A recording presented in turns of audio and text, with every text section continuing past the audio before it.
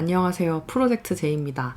제가 오늘은요, 캔들에 대해서 좀 이야기를 해보려고 해요. 왜 갑자기 맨날 브랜딩 뭐 이런 얘기 하다가 캔들이냐 하실 수도 있을 것 같은데, 제가 뭐 인스타그램이나 블로그, 그리고 지난 영상들에서도 말씀을 드렸는데, 제 채널을 봐주시는 구독자분들이 진짜 제가 전달드리는 어떤 알짜배기 정보를 가지고 잘 되셨으면 좋겠다라는 마음이 커져서 어떤 알짜배기 정보들을 드려야 정말 도움되실까를 고민을 하다가 저를 구독하시는 분들 중에 캔들 때문에 저를 알게 되고 제 영상을 봐주시는 분들이 꽤 많다라는 걸 알게 돼서 캔들 얘기를 좀 한번 해봐야겠다라는 생각이 들었습니다. 저는 지금 사실 뭐 부케 캔들 외에는 판매하고 있는 캔들은 없지만 제가 캔들을 그래도 나름 열심히 또 열정적으로 공부를 했었거든요. 어떤 것들을 좀 열정적으로 했냐면 특히 이론 부분을 유료 강의도 듣고 열심히 좀 공부를 했습니다. 왜 그랬냐면 특히 저는 디퓨저라든지 뭐 섬유 탈취제도 하고 있고 이런 방향제들이 어떻게 하면 발향력을 높일 수 있는지 또 지속력을 높일 수 있는지 또 품질을 좋게 할 수 있는지 이런 것들을 고민을 하다 보니까 자연스럽게 그런 이론 부분에 관심이 가더라고요. 그래서 오늘은 제가 생각했을 때 또 지난 과거의 저를 떠올려 봤을 때 캔들에서 이런 게 참 어려웠었다. 그랬는데 제가 공부했던 것들을 바탕으로 이렇게 답을 얻었다 하는 것들에 대해서 몇 가지 말씀을 드리려고 합니다. 그래서 혹시나 반응이 좋으면 2탄도 만들어 볼게요. 먼저 좋은 캔들이란에 대한 고민이 참 많았는데요. 좋은 캔들이란 무엇일까요, 여러분? 뭐라고 생각하시나요? 좋은 캔들이라고 하는 건 그을음이 없이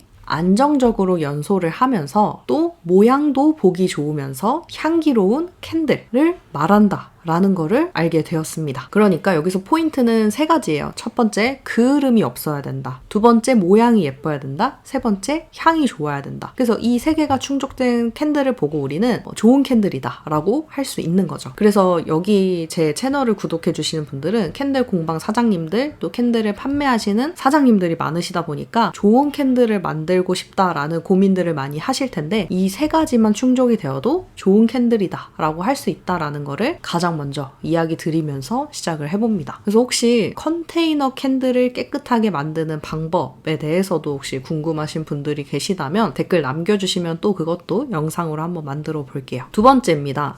이염에 대해서 캔들 하시는 분들 꽤 고민 많으실 거예요. 근데 제가 했던 당시보다 지금은 사실 많이 적어지셨을 수도 있어요. 왜냐하면 이염에 관련된 수업도 많고 요새 조색 수업 이런 것도 굉장히 잘 돼 있잖아요. 근데 예전에는 이런 수업도 없었고 다 이렇게 뭐랄까요, 그냥 직접 부딪혀 가면서 했기 때문에 왜 이염이 되는 건지, 그리고 캔들은 그냥 원래 그래 라고 말하는 분들도 계셨고 어떤 분들은 그래도 이염 안 되게 좀 오래 보존할 수 있는 방법이 없을까? 고민하는 분들 계셨고요. 저도 이염이 되는 건 알겠는데 좀 막을 수 있는 방법이 없을까? 이제 고민하면서 공부를 하다 보니까 알게 된 게 있었어요. 일단 첫 번째는요. 이염이 되는 이유를 아셔야 됩니다. 이염이 되거나 아니면 색이 빠져버리는 경우가 생겨요. 캔들을 오래 방치를 하면요. 일단 그 이유는요. 왁스와 염료의 특성을 아셔야 돼요. 일단 액체 염료를 쓸 때 이염이 됩니다. 결론부터 말씀드리자면요. 자, 이게 엄청 당연한 상식적인 건데요. 소이 왁스, 상온에서 고체인가요? 액체인가요? 고체죠. 네. 액체 염료 말 그대로 상온에서는 액체일까요? 뭐 고체일까요? 당연히 액체겠죠. 그러면 우리가 왁스를 녹여서 액체 염료를 똑 떨어뜨려서 색을 섞어요. 그런데 그게 굳으면 액체가 고체가 되는 걸까요? 네, 아니에요. 액체 염료는 상온에서 원래 액체였어요. 그런데 그냥 그 왁스 사이에 섞여 있게 되어서 우리 눈에 색이 보이게 된 것뿐이고 성질은 액체라는 게 여전해요. 그렇기 때문에 그 틈새를 비집고 액체는 어떤 특징이 있죠? 유동성이 있죠. 움직인다는 특징이 있어요. 이렇게 흘리거나 이렇게 기울이면 왔다 갔다 하잖아요. 그게 액체잖아요. 그렇기 때문에 시간이 점점 지나면 그 고체 사이사이에 갇혀있던 액체들이 중력의 힘 때문에 아래로 이렇게 빠지는 거예요. 그래서 액체 염료를 넣으면 이염이 될 수밖에 없는 거예요. 그러면 이염이 되지 않게 하려면 어떻게 하면 될까요? 아마 눈치가 빠르신 분들은 벌써 캐치하셨을 텐데요. 네, 고체 색소를 쓰면 됩니다. 고체 색소란 상온에서도 고체죠. 이 고체 색소도요. 어떤 색소를 파라핀에다가 녹여서 굳혀놓은 거예요. 그렇기 때문에 약간의 이염은 발생을 할 수 있습니다만 액체만큼 심하지는 않아요. 그래서 이염이 안 되는 레시피 알려드립니다 라고 하는 그렇게 홍보하는 공방들이 꽤 있었는데 굉장히 단순한 거예요. 그냥 고체 염료를 쓰시면 됩니다. 그 밖에 뭐 어떤 노하우가 있다라고 하면은 저도 뭐 그렇구나 하고 몰랐던 사실이지만 네, 고체 색소만 써도 이 이염에 대한 문제가 굉장히 많이 해결이 됩니다. 자, 그 다음 세 번째는요. 터널 현상에 대한 거예요. 터널 현상, 캔들 자격증 첫 번째 시간, 이론 배우는 시간에 아마 다들 배우셨을 거예요. 뭐라고 배우셨나요? 터널 현상. 캔들이 타 들어가면서 뭔가 이렇게 가운데만 온폭 패이는 현상을 터널 현상이라고 부르잖아요. 그래서 그게 안 생기게 하려면 어떻게 해야 한다고 배우셨나요? 네, 아마 그런 멘트들 판매 상세 페이지에서 많이 보셨을 거예요. 터널 현상이 발생하지 않도록 2시간 이상 표면이 끝까지 타도록 충분히 태워주세요. 잠깐만 태웠다가 불을 끄고 또 다시 태우는 경우에는 가운데만 파이는 터널 현상이 발생할 수 있습니다. 라는 문구 혹시 또 어디선가 보시고 직접 긁어다가 내 상세 페이지에 쓰고 계시지는 않으셨나요? 저도 그랬던 판매자 중에 한 명이었습니다. 몰랐죠. 저도 그렇게 배웠으니까요. 그게 맞는 줄 알았죠. 근데 공부를 하다 보니까 터널 현상이라는 용어 자체가 과학적으로 없는 용어라는 거를 저도 알게 되었습니다. 그리고 이 터널 현상이 생기는 이유는요. 캔들을 잘못 만들었기 때문이었습니다. 그러니까 이게 잘못해온 소비자 탓이 아니라는 거죠. 자, 우선 터널 현상이라는 거 갑자기 이렇게 가운데만 움푹 패여서 녹은 현상인데요. 왜 그런 현상이 발생을 했을까요? 여러 가지 이유가 있을 수 있겠지만 대표적인 이유 한 가지만 말씀드릴게요. 캔들을 만들 때 그 외부의 상황이, 환경이 적합하지 않았을 확률이 높아요. 이 터널 현상은 사실 컨테이너 캔들에서 자주 이야기를 하잖아요. 이 유리병에 담겨있는 캔들이요. 그걸 만들 때 소위 왁스는 특성이 아래에서 위로 굳는 특징이 있어요. 근데 이 아래에서 위로 균일하게 천천히 굳어가면서 굳어줘야 겉과 속이 밀도 있게 굳게 되는데요. 근데 바깥 공기가 너무 차가웠다거나 여름에도 에어컨을 켰다거나 아니면 겨울에 외부에 캔들 내놨다거나 아니면 빨리 굳으라고 냉장고에 넣었다거나 이렇게 되면 어디부터 굳을까요? 당연히 겉부터 굳게 되겠죠.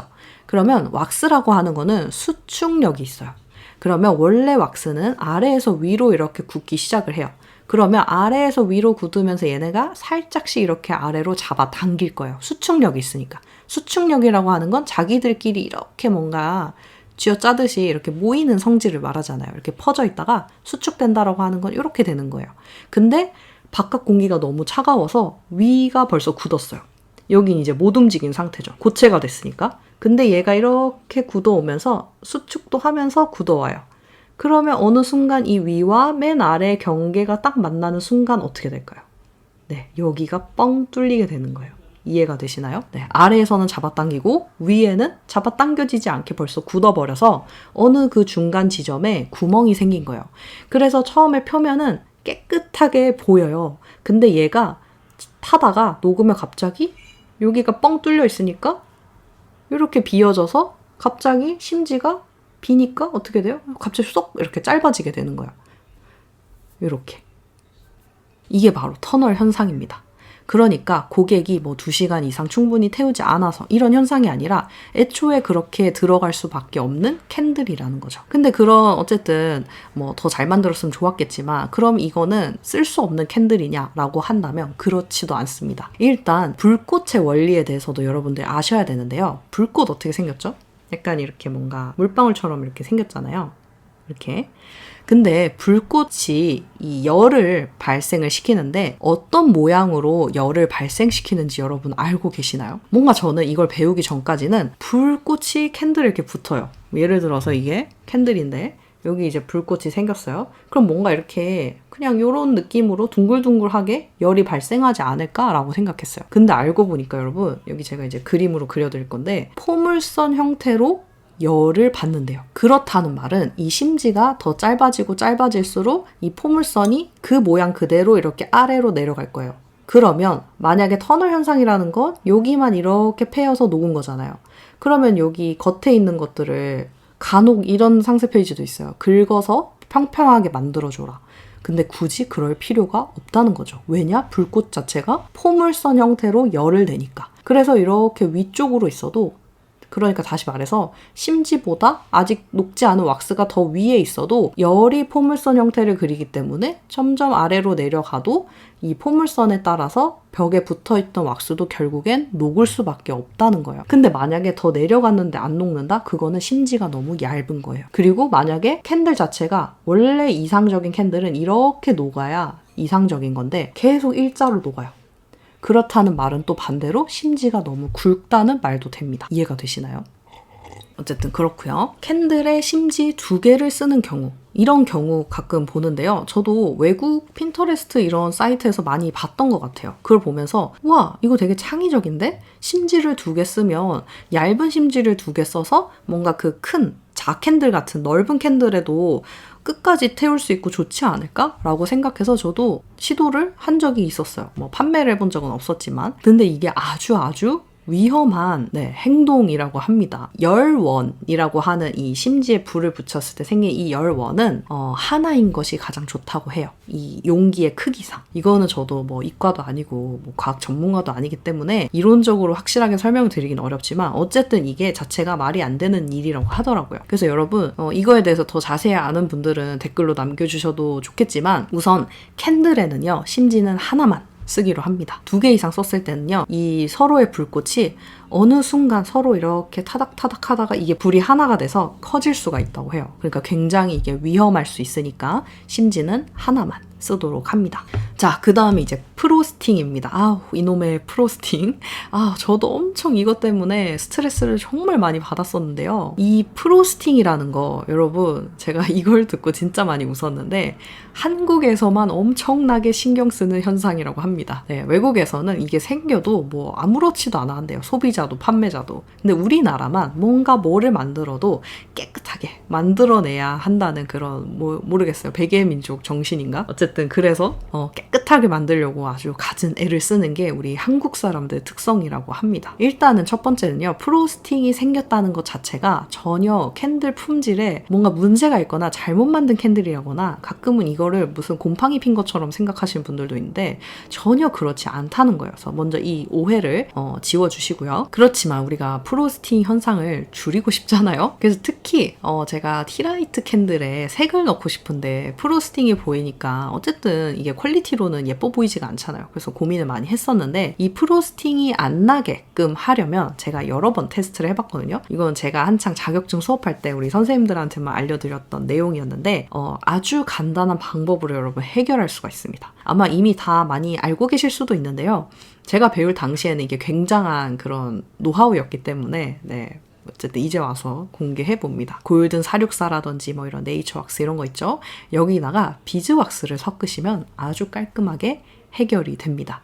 향 때문에 뭐 더 생긴다 뭐 이런 얘기도 있지만요. 그것도 맞는 말이에요. 이 프로스팅이라는 것 자체가 여러분 한번 테스트 해보면 아시겠지만 왁스 자체를 녹이고 색만 넣어서 그대로 굳히잖아요. 그럼 프로스팅이 없어요. 없는데 향을 넣는 순간 향에 따라서 어떤 건 프로스팅이 엄청 많이, 어떤 거는 그냥 은은하게 이렇게 생겨요. 그래서 이 프로스팅이라는 거는 향이랑 왁스랑 만나면서 생기는 현상이다 라는 거를 알아주시면 되고, 이거를 그래도 최대한 줄이고 싶다라고 하면은 프로스팅이 좀 덜 생기는 향을 선택해 주시고요. 두 번째는 비즈 왁스를 섞는 거예요. 그래서 제가 여러 가지로 테스트를 해봤는데 티라이트에 쓰실 때는 이 비즈 왁스는 수축력이 왁스 중에서 굉장히 강하기 때문에 많이 넣으면은 이게 유리 표면에서 떨어져 나올 수가 있어요. 그러면 거의 이거는 필라 캔들이라고 봐야 되기 때문에 컨테이너라고 하기는 좀 어려울 수 있죠. 그래서 제가 테스트를 해봤더니 7:3은 좀 떨어져요. 그래서 8:2가 좋았습니다. 8이 골든 사육사나 이런 컨테이너용 소유 왁스고요. 2가 비즈 왁스였어요. 그래서 이렇게 요 정도 섞어서 테스트 한번 해보시면은 색깔을 진하게 내고서도 프로스팅이 좀 안 보이는 그런 캔들을 만들 수 있다라는 꿀팁 전달해 드립니다. 그리고 이런 프로스팅이 향을 만나면 생긴 자체가 이 소이 왁스의 특징이에요. 외국에는 보면은 파라핀 캔들이 훨씬 많거든요. 그리고 외국은 캔들 하면 그냥 파라핀이라고 생각해요. 우리나라만 갑자기 이게 소이 왁스 열풍이 불어가지고 지금도 계속 소이 왁스만이 정답인 것처럼 그런 시장이 되었는데, 파라핀이 잘못되고 뭐 나쁜 물질인 거 절대 아닙니다. 그렇게 생각하고 오시는 분들도 굉장히 많더라고요. 파라핀도 종류가 정말 많지만 이런 캔들에 쓰는 파라핀은요, 정제된 템템 파라핀이에요. 그래서 이런 불순물들을 아주 깨끗하게 걸러낸 정말 그 순도 높은 파라핀이라서 문제가 없는 그런 왁스라는 거죠. 그래서 뭐 이 이야기를 하자면 너무 길어질 것 같아서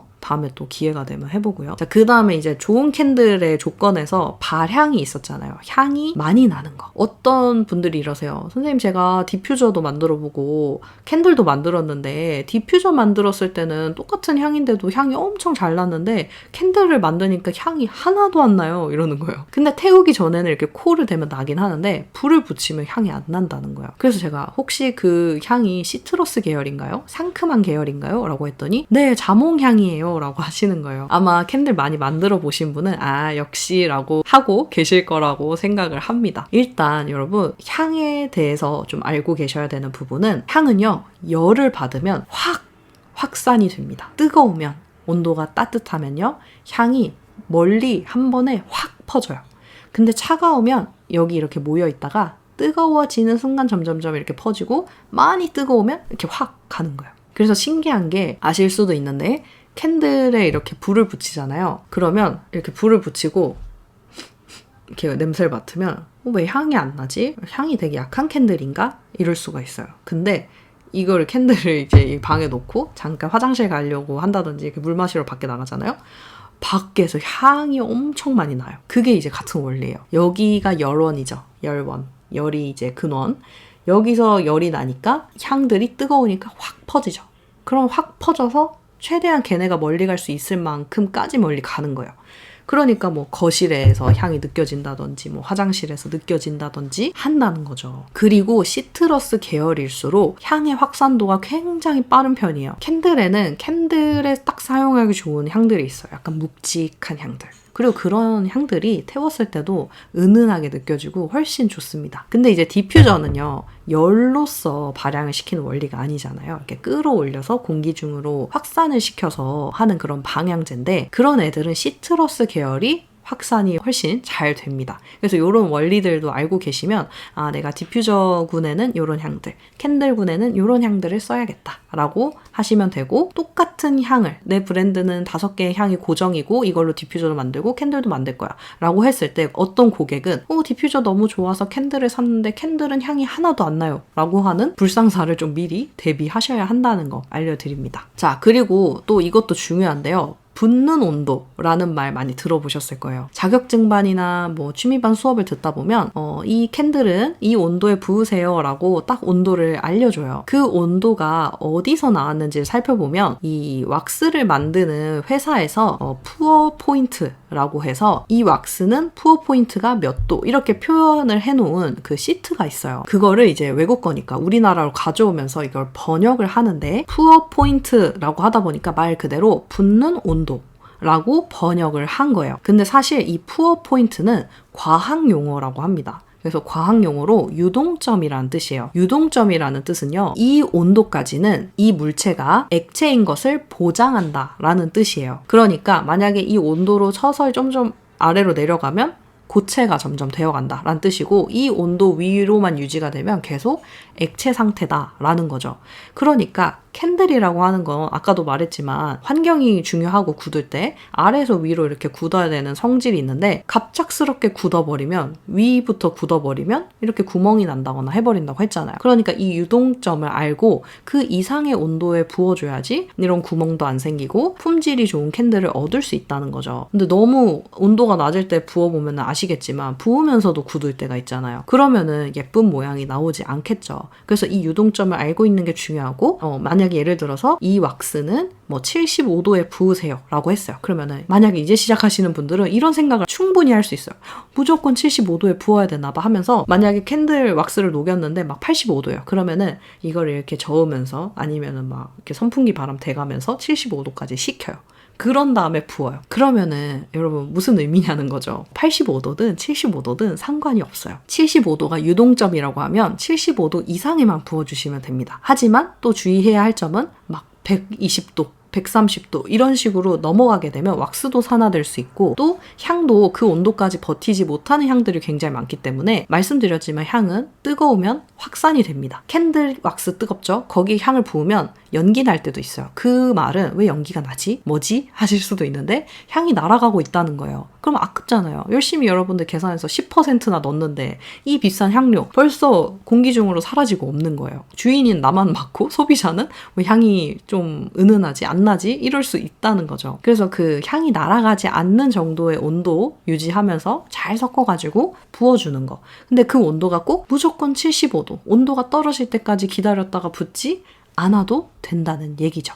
이해하셨죠? 마지막으로 2가지만 더 말씀드리고 끝내볼게요. 먼저 첫 번째는요. 캔들 용기는 그럼 어떤 걸 골라야 할까요? 입니다. 무슨 연예인 이름을 따서 무슨 캔들 용기라고 하는 거 아마 방산시장 가셨거나 아니면 캔들을 좀 많이 알아보신 분들은 그냥 무조건 아시는 용기가 있을 거예요. 무슨 뭐뭐뭐 캔들 용기 뭐 이렇게 파는 거 아실 거예요. 이렇게 길쭉하게 생긴 거. 그 용기에 캔들을 참 많이 만드시는데요. 이런 용기에 캔들을 만들어서 태우면 무조건 거의 대부분 발생하는 현상이 있습니다. 아마 태워보신 분들은 아실 거예요. 어느 정도 타다 보면요. 처음에는 잘 타요. 근데 어느 정도 내려가다가 보면은 벽면에 무조건 그을음이 생깁니다. 까매져요. 그래서 그거를 원래 그래요. 아니면은 뭐 그런 얘기 하죠. 이 그을음이 생길 때 촛불이 막 흔들리거든요. 그걸 보면서 바람이 많이 부는 환경에 두셔서 그래요. 라고 소비자 탓을 하는 상황들을 종종 보게 됩니다. 근데 사실은 이 캔들 용기 자체가 캔들을 하기에 적합한 용기가 아니에요. 캔들을 만드실 때 가장 적합한 용기는요. 가로 비율이 세로 비율보다 넓은 것이 좋습니다. 그래서 여러분 초보자용 캔들로 DIY 세트 팔 때 보면은 가장 많이 파는 용기가 어떤 건지 아세요? 네, 일반적인 그런 7온스짜리 유리병이나 아니면 그 우리 메리고라운드 용기라고 부르는 그 회전목마처럼 생긴 거 있잖아요. 그 용기가 제일 많아요. 그 이유가 뭔지 아세요? 일반 초보자가 집에서 그냥 대충 만들어도 구멍 없이 또 표면도 깨끗하게 잘 굳는다는 특징이 있습니다. 그 이유가 뭐냐면 캔들이 굳을 때요. 제가 아까도 얘기했지만 열이 빨리 빠져나가도록 해야 돼요. 근데 이게 길어지면요. 이게 기니까 열이 어떻게 가운데가 빨리 아래로 빠져나가기가 쉽지 않죠. 근데 이렇게 넓은 애들은 열이 빠져나갈 곳이 많아요. 그러니까 아주 원활하게 굳는 거예요. 근데 이 캔들은 여기는 아직 뜨거운 상태. 여기만 굳어요. 여기에 있는 열들이 빠져나가기에는 너무 거리가 먼 거죠. 무슨 말인지 이해되시나요? 그리고 아무리 적절한 심지를 썼다고 해도 이 그을음이라는 건요. 산소가 부족할 때 발생을 합니다. 바람이 많이 불어서 이렇게 촛불이 흔들리면서 그을음이 생기는 게 아니라요. 오히려 바람이 부족해서 찬 공기가 부족해서 발생을 합니다. 이 촛불이라고 하는 건 이렇게 포물선 형태로 열을 낸다고 했잖아요. 그럼 이 포물선 형태가 있으면 이 부분만큼의 공간이 있죠. 여기에는 찬 공기가 오게 돼요. 우리 보통 뜨거운 공기는 위로 가고 찬 공기는 아래로 가는 거 아시죠? 네, 모르셨어도 괜찮아요. 네, 원래 뜨거운 공기는 히터 켜도 그래요. 위에가 있고 찬 공기는 아래에 깔리고 그런 원리가 있어요. 그런 것처럼 요 포물선인데 여기에 찬 공기가 잘 들어와 있으면 이 촛불이 흔들리지 않고 안정적으로 그을음 없이 탑니다. 그래서 여러분이 이렇게 초를 만들어 놓고 맨 처음에 태울 때는 촛불이 너무 예쁘게 타고 있어요. 바람이 웬만큼 불어도 그냥 살짝만 흔들리지 그렇게까지 막 그을음이 나지 않아요. 근데 이제 문제는 이게 이렇게 길잖아요. 이 정도 들어가면서부터 문제가 발생합니다. 이 포물선 형태로 불꽃을 내면서 타는데 점점 내려갈수록 얘는 깊으니까 공기가 들어올 공간이 부족한 거예요. 열은 이렇게 막 나고 있는데 공기가 들어가기에 너무 깊잖아요. 그러다 보니까 얘가 난기류가 생겨요. 그러면서 촛불이 막 흔들려요. 그러면서 그을음이 생기는 거예요. 그래서 이렇게 길쭉한 형태는 적합하지가 않고요. 최대한 넓은 형태, 뭐 틴케이스 캔들 이런 거 뭔지 아시죠? 그런 형태라든지 아니면 뭐 1대1 정도의 비율도 좋아요. 일반적인 그런 유리컵용 7온스 캔들 이런 거 있잖아요. 그런 애들은 대체적으로 잘 만들어집니다. 그래서 용기도 이렇게 잘 선택을 해주셔야 한다는 거 말씀을 드렸고 마지막으로는요. 면심지와 스모크리스 심지에 대한 차이입니다. 스모크리스 심지가 더 비싸요. 알고 계시죠? 스모크리스 심지 뭔가요, 여러분? 가운데 무슨 금속선이 들어있어서 그을음을 줄여준다라고 하는 흔히 말하는 그 고급 캔들을 만들 때 우리는 좋은 심지를 씁니다. 일반 면 심지보다 더 비싼 심지를 쓰고 있어요 라고 뭔가 마케팅하기 좋은 그런 심지인데요. 이 금속선이 그을음을 잡아준다 라는 걸로 홍보를 해서 판매를 하고 있어요. 근데 제가 방금 말씀드렸지만 그을음은 왜 생긴다고 했죠? 난기류 때문에 생깁니다. 찬 공기가 부족해서 생기는 현상이에요. 근데 이 금속선이 그러면 찬 공기를 만들어줄 수 있는 그런 기능이 있을까요? 네, 금속선 자체에는 찬 공기를 스스로 만들어내는 힘이 없습니다. 그러니까 아무리 그 금속선이 가운데 있다고 한들 난기류를 잡을 수 없는 거예요. 그래서 똑같은 이런 모양 캔들에 여러분 테스트 해보시면 돼요. 스모크리스 심지 해가지고 태워보세요. 어떤지. 난기류 똑같이 생기고 옆에 시꺼매집니다. 면심지든 뭐든 상관없어요. 제일 중요한 건 용기 그리고 만드는 그 과정이 제일 중요한 거고요. 그래서 이제 더 이상 스모크리스 심지로 뭔가 고급스럽게 이런 심지를 더 좋은 걸 쓴다라고 표현하는 판매자분들이 많이 줄어들도록 하는 게 제 바람이고 그래서 이 영상을 찍게 되었습니다. 지난날에 저도 다 그렇게 판매를 했거든요. 왜냐면 그게 맞는 줄 알았으니까. 이걸 뭐 어디서 알려주는 데가 있어요? 없잖아요. 그래서 저도 감사하게 또 제가 돈 주고 배웠던 강의였지만 너무 이건 중요한 내용이어서 한번 공개를 해봅니다. 사실 저는 뭐 이과생도 아니고 하기 때문에 이런 내용들을 엄청 논리적이고 또 그런 과학적으로 설명을 하기는 어렵고 또 할 수도 없지만 그래도 결론들은 다 알려드렸어요. 어떤 것들을 선택하셔야 되는 건지. 그래서 잘 참고하셔서 좋은 캔들 만들어 보셨으면 좋겠습니다. 또 이해가 안 되거나 또 이 캔들에 관련해서 또 궁금한 것들 있으시면 댓글 남겨주시면 또 모아가지고 2탄으로도 만들어 볼게요. 또 디퓨저에 대해서도 한번 이야기를 해보고 싶더라고요. 그래서 디퓨저에 대해서도 이야기해 보도록 하겠습니다.